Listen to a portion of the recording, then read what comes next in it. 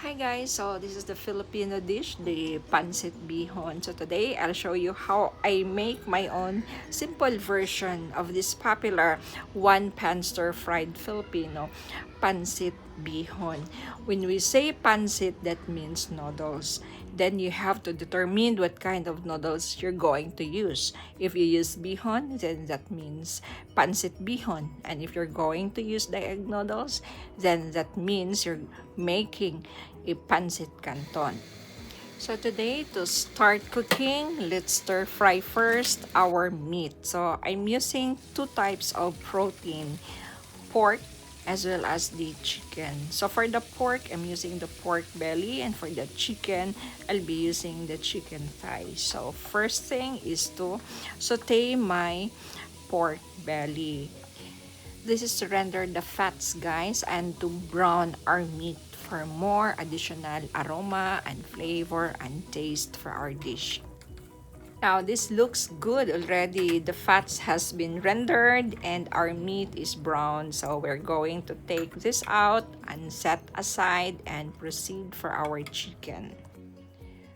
Okay, here's my chicken, guys. I'm using 2 chicken thighs here, skin on, and then seasoned with the black pepper and salt already. We need to use the same methods, stir frying, and this can cook very quickly, like 5 to 7 minutes only. We need to brown a bit our meat in order to develop flavor. And once done, take out the meat and set aside. My meat is done, so it's time for my vegetable.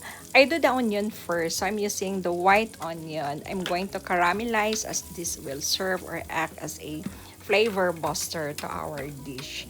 Once the onion is caramelized, it releases its natural sugar that will turn its pungent flavor into deep and intense aroma and sweetness. Once our onion turns light brown, it's time to add in a generous amount of minced garlic. So let's saute this for a few seconds, and then after that, take out and set aside.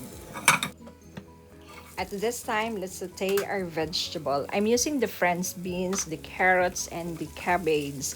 Let's season this with a small amount of salt and saute. Not too long, maybe 1 minute and 30 seconds.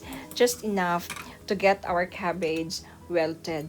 And once it is done, let's take this out and set aside so we can proceed to our noodles. Now, using the same pan with tons of flavor from the browning, I will make my sauce. For the sauce is quite simple. Let's combine oyster sauce, soy sauce, fish sauce, and sugar to balance the taste. Now, to boost or to enhance its umami taste, I'm going to add a small amount of Korean chili paste as well as the curry powder. This is a flavor booster. Then add 4 cups of water and 1 piece of chicken bouillon. Once our water is boiling, let's add in our bihon and just allow the noodles to soak all the flavor from the liquid itself. Now that the liquid is fully absorbed, it's time to put back in our meat and our vegetables that we set aside. And for the final garnish, let's have the chopped spring onions. So this is finished. We are done cooking and this is ready to serve.